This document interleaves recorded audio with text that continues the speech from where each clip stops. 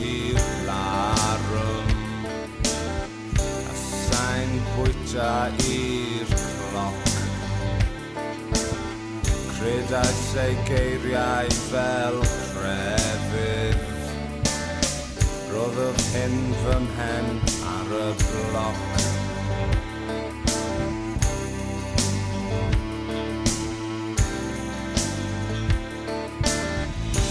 Dwedodd hi diolch am y croeso, meddyliais i diolch am y groes. Cnociodd hi'r hoelion yn ddwfn, cyn chwerthin a thynning hoes.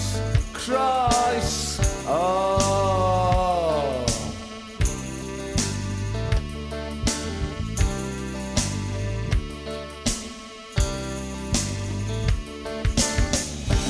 Byddai'n ffonio pan o'n i'n cysgu,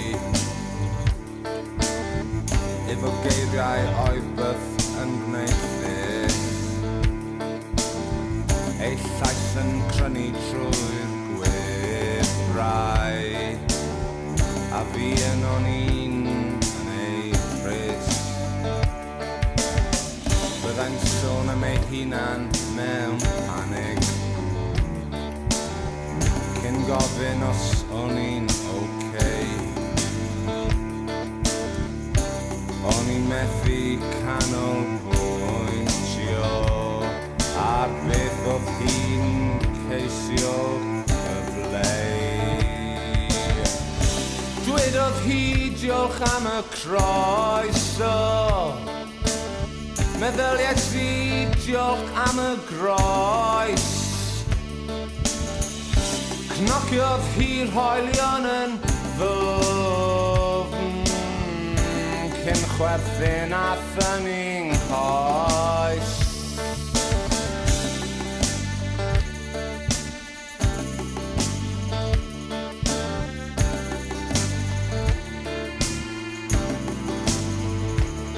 Ond nawr sa'n dihuno i'r larwm, a sa'n yfed rownd y cloc. Dim ond chwerthin am y ffordd a'r posais am ei chnoc. Ni ddaeth ei chnoc yn aml rhwng y cychwyn a'r gorffen, ac yn y sgript ffilm oedd hi'n llunio o'n i'n llain a tudalen.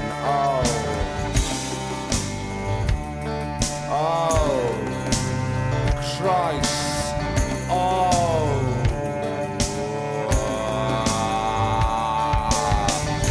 Dwedodd hi diolch am y croeso, meddyliais i diolch am y groes. O cnociodd hi